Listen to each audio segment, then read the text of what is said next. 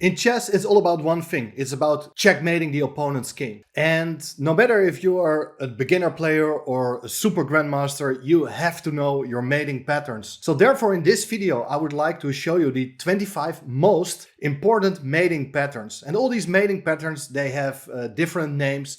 And it's not too important to remember all these names, in fact, but it's more about how your pieces are working together. Like one piece is giving a check, the other piece takes away squares from the king, or just opponent's pieces are hindering the king to get away. So let's just get started with the first example.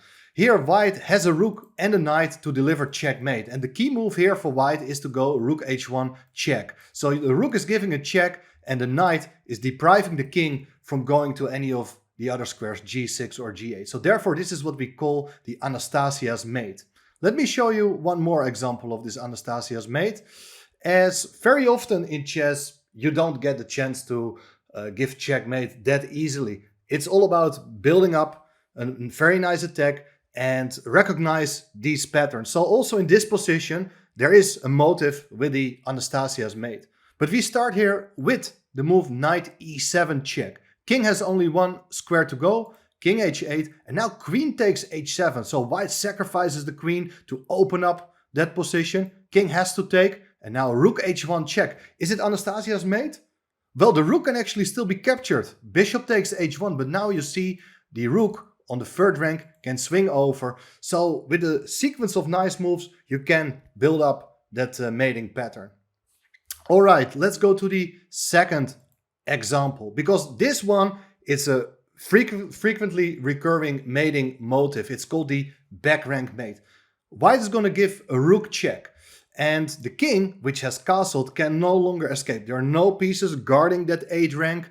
The rook cannot be captured, of course. And why is it a back rank mate? Because these pawns, they are standing in front of the king, which means that the king cannot go to any of these squares. Of course, if a pawn would have been, let's say, on h6, the king could have moved away.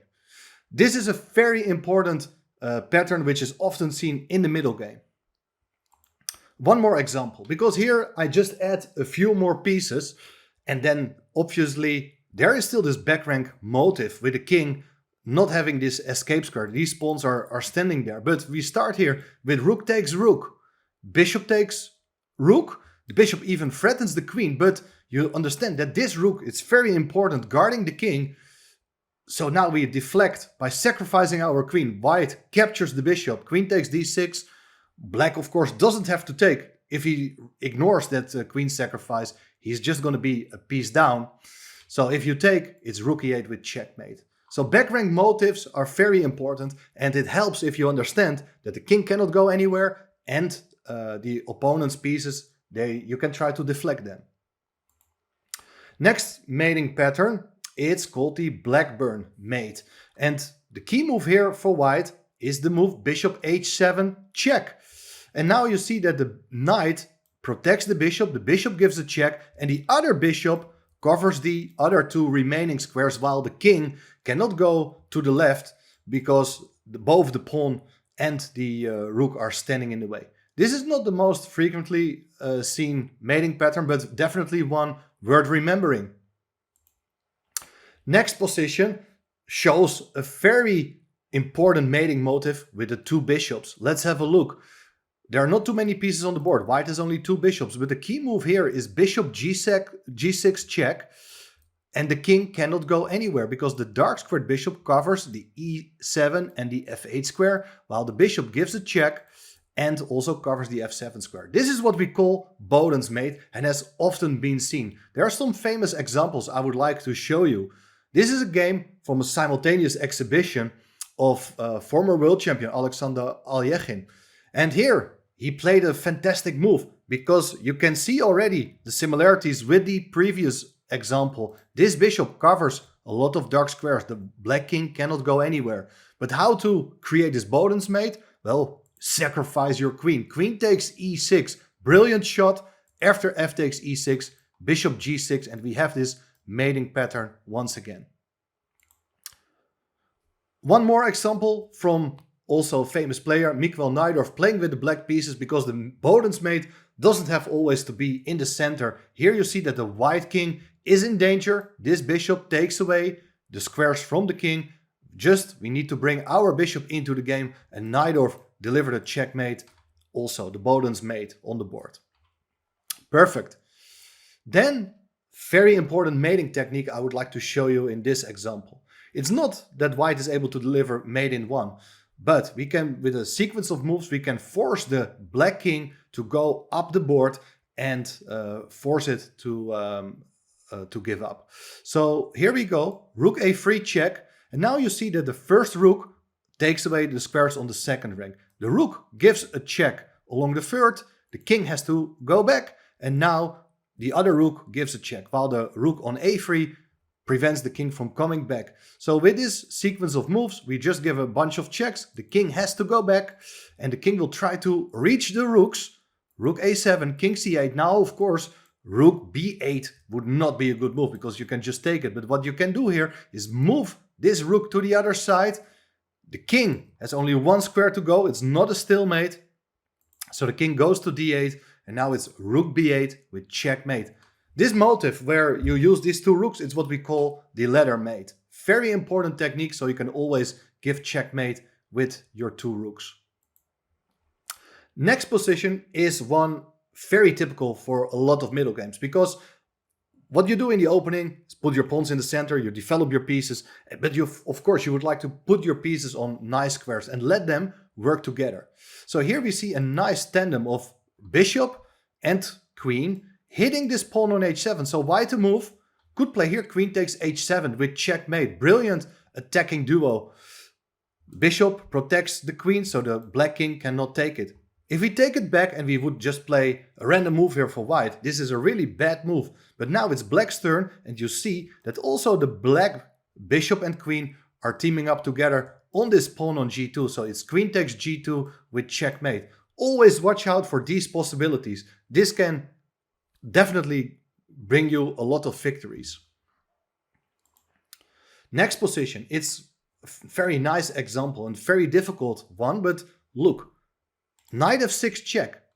The pawn cannot capture the knight because the pawn is pinned. So the king gotta go away, king h8, and now it's rook takes h6. It's a rook sacrifice. If you do take the rook, then the other rook comes in, and now the knight protects the rook gives check, but the knight also takes away the h7 square from the black king. So this is what we call the Arabian Mate. Very nice mating pattern with the rook giving a check, being supported by the knight, and the knight also covers the other remaining square from the king. Definitely worth remembering. So also this Arabian Mate was seen in a number of other games, and one famous example is from former world champion William Steinitz.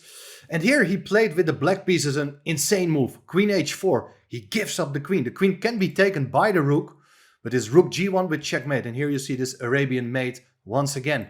In the game, his opponent Reiner played here the move rook to g2. And can you see here the killer move for black? Queen takes h2, bang! Rook takes h2, only move, and then again it's the Arabian Mate with the rook and the knight. Fantastic, brilliant mating motive. Then I would like to show you one mating idea from the very start. Let's say we go e4, e5, knight f3, d6, bishop c4, bishop g4. Pinning the knight, but we are going to make use of it ourselves. Knight c3, and now for instance black plays very lousy move, for instance h6. Now we have a brilliant shot, knight takes e5. What is this? We are hanging our queen. The queen can just be taken by the bishop, but then we have bishop takes f7 check. The knight protects the bishop, also covers the d7 square. The king can only go to e7, but now it's knight e5 with checkmate. Look at this brilliant configuration of the two knights and the bishop. It's just checkmate in the middle of the board. And this is what we call Legal's Mate. Very beautiful idea, doesn't appear very often, but definitely one you have to know because it's a very nice trick to deliver checkmate. Then another famous example from Paul Morphy, the brilliant player. He had his position, it's a famous game, it's called the Opera game, and the mate we are going to see now, it's the Opera's Mate. It's white to play, and white played here the move queen b8, sacrificing the queen. The queen can be taken, has to be taken. There are no squares for the king to go to. The bishop covers all these squares. So knight takes queen, and then it's rook d8, checkmate. Bishop protects the rook. The rook gives check, and also the bishop covers the e7 square. The king cannot go anywhere. This configuration of bishop and rook, it's Opera's Mate. Very important mating motive. And also in the next example, there's also another famous game of Richard Reti against Tartakower. There's this beautiful shot, queen d8 check, boom. What is this? King takes d8, and now bishop g5. We give a double check with the rook and bishop. Remember, if it's a double check, you can never capture one piece or interfere with another piece. It has to be a king's move, because if you capture the bishop, you're still in check. No time to capture the bishop. King has to go away. Now, if the king would go back to e8, then we have exactly the same mating pattern as in the previous example. It's rook d8, it's the Opera's Mate once again. But after the king goes to the other square, the only other option, then we have this move bishop to d8. It's a beautiful checkmating pattern. Once again, with the rook and the bishop. The rook protects the bishop and covers the squares on the d-file. Bishop gives check, and the king cannot go anywhere. Cannot go to b6 because the bishop covers that square as well, while the other squares are taken away by other pieces of black. This is what we call Reti's mate. Then, very similar, once again, rook and bishop mating combination. This is what we call the Pilsbury Mate. So white is going to play here the move rook to g1. Rook is giving a check, while this bishop is taking away the h8 square from the king. The king cannot go anywhere. Very typical attacking pattern. When you have a bishop on the long diagonal, the file in front of the king is open. Just bring a rook or even a queen if you want. That is a very typical mating pattern as well. Then, very similar to the Pilsbury Mate, it's the Morphy's Mate. Now, what is the exact difference? Well, here we go, bishop c3 check. This time it's the bishop who's giving a check, and the king is caught in the corner. And you can also call it a corner's mate, and this time the rook covers the g-file, very important, so that the king cannot go back to the center, cannot also go away off the board is simply too small. So bishop is giving a check, and therefore this is what we call not the Pilsbury's Mate, but Morphy's Mate or corner's mate. If you replace the bishop, for instance, by a knight, you could put a knight on f7. It's also called corner's mate. Next position, this is very, very nice, because the mating pattern we just have seen can also be reached from a beautiful tactical combination. And in the game, Nimzovic played here brilliant shot. Take your time if you would like to solve it yourself. Pause the video for a moment. Queen f6, boom. Threatening checkmate, but your queen is hanging. Queen can just be captured. G takes f6, but then it's rook g4 with checkmate. King h8, bishop takes f6, and it's Morphy's Mate once again. Morphy's Mate seen in practice. Beautiful idea. Let's go back for 1 second, because you don't have to take the queen, of course. You could move the pawn away, but then anyway, it's queen g7 with checkmate. Bishop covers the queen. Queen cannot be taken. If you try to remove the other attacking piece, the bishop on e5, queen takes e5. Well, just make sure that you don't hang your queen. So we just recapture with our queen, and white is completely winning. Then, very important, this is the worst possible way of starting your game. Don't do it, but try to punish your opponent's mistakes. Never use your f-pawn in the opening. That's a really bad move. If you go f3, we're going to play e5. And after g4, all of a sudden it's queen h4. It's checkmate in only 2 moves. Because look, it's check. The king cannot go anywhere. There's no piece which can capture the queen or block the check. That's the main problem of pushing your pawns too far. And this is what we call fool's mate. Of course, it's also possible with colors reversed. So for instance, if white starts with e4, black goes f6.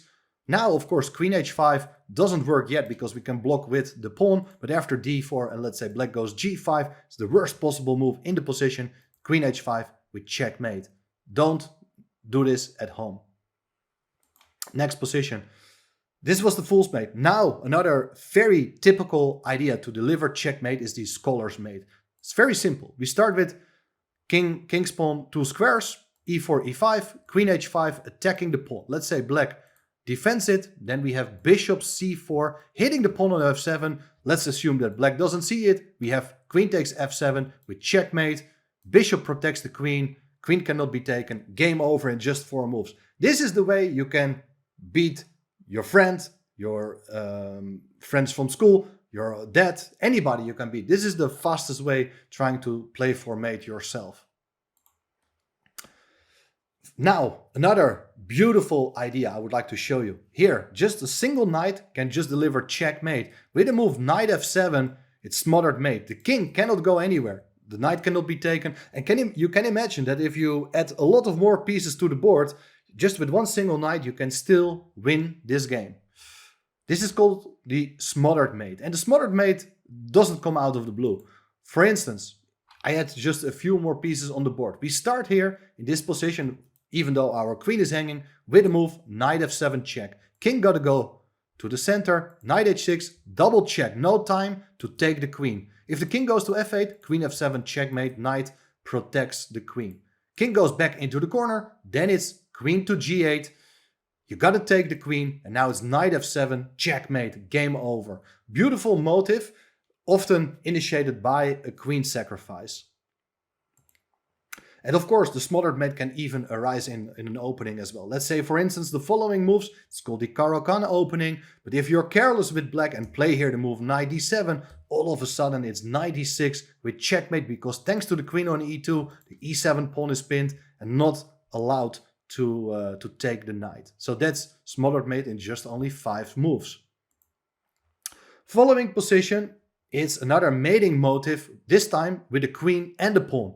White goes for the move g6, threatening to go queen h7, and there's nothing you can do. This is what we call Damiano's mate, and this time the big problem for black is that the king cannot run away. If you play queen e4, it's queen h7, the pawn protects the queen gives a check, and the king cannot go anywhere. The only thing you could have tried here is something like rook f7, but after queen h7 check, king f8, it's going to be checkmate anyway. Next one, it's called Greco's Mate, and once again we have the cooperation of a rook and a bishop. This time we gotta play rook h1 check on the h-file. The king is not able to go away because this bishop covers the g8 square. Nice mating motive, has often been seen also in combination with a possible rook sacrifice on h7 or another sacrifice. The king captures and then the h-file is open. That's the main theme of this mating pattern. Next position. Here, only one queen. What is white going to do? Well, it's the move queen e6 check. This is a really remarkable motive. It's what we call the Epaulette mate. The queen is giving a check and the king is like sandwiched between these two rooks. Cannot go to any side. It's just checkmate. There's no piece which can interfere. What of course it's very important is that it's with two rooks. Because for instance, if it would be a black knight here, you could just take the queen. That's why the rook is on d8. If the rook on f8 would have been a bishop, well, the bishop could have blocked here. And the same, of course, can be said for a queen. Epaulette mate is very unusual, but a nice mating motive. Worth remembering. And of course, this kind of mating motive can also be seen from the other side, or let's say if the king is on the side of the board, you can have similar motives. Then, beautiful mating idea I definitely want to show you. It's called the Vukovic Mate. How does that work? Well, this is actually taken from a recent game of Sarin against Erdos, and there followed the move knight e6 check. And the king cannot go anywhere. The king has to go to e8, only move, and now it's rook e7 check. Why is this called Vukovic Mate? Well, he was the first one to found this beautiful mating motive, and the rook is giving a check. It's supported by the king, so black cannot take the rook, and the knight is taking away these two squares from the king. From the black king, I should say, to be precise. And what you have to realize is that it's a mating attack with 3 pieces. If any of these pieces would not be there, it would not be made. It's just what we can see is that very important that the rook is protected. So for instance, if the king would not be there, but it's a pawn or let's say a bishop on a3, just make sure that the rook is protected. That's the key motive of the Vukovic Mate. Nice, very nice. Then a few more. We have the Balestra Mate. How does that work? Well, we have a queen on f6 and the bishop now comes into c6. The bishop is giving a check. The black king cannot go anywhere. The queen is such a strong piece, taking away so many squares.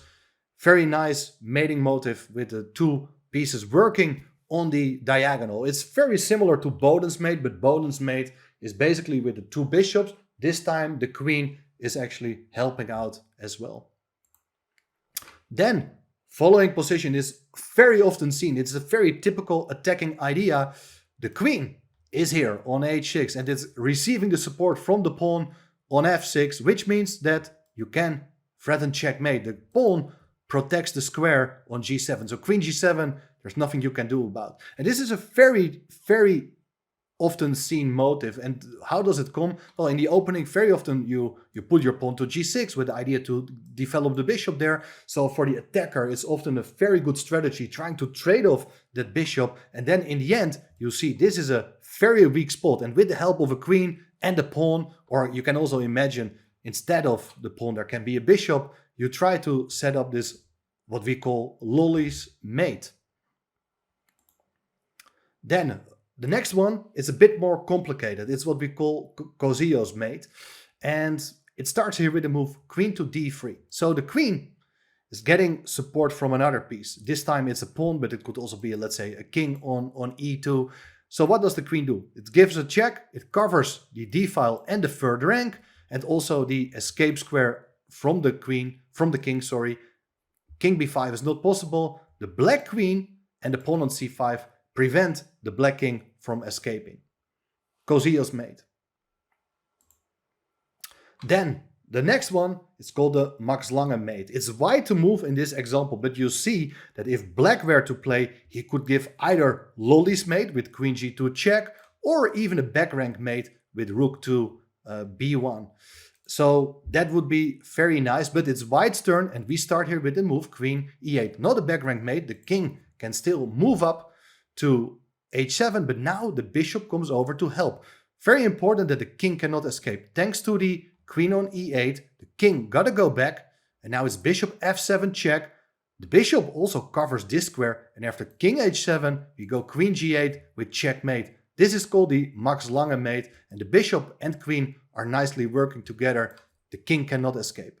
Very important. So here we are, just the next one is what we call the Killbox Mate. It's a powerful duo with the queen and rook, and you see that the rook is gonna give a check. It's being protected by the queen on c6, and the queen, as always, such a very strong attacker, takes away so many squares from the black king, and the rook is giving a check. Beautiful, powerful mating duo, which is very often seen in practice. Then, at last, there is another beautiful mate, very similar to Smothered Mate, but it's not exactly the same, but we call it Suffocation Mate. And white is going to play here the move knight e7 check. Look, the king is like stuck, cannot go anywhere. The knight gives check, the bishop covers these dark squares, and you cannot go away, you cannot stand on the squares of your own pawns, and that's what we call Suffocation Mate. Note that it's very important that you cannot play the move knight f6. I mean, you can play it, but it's not mate.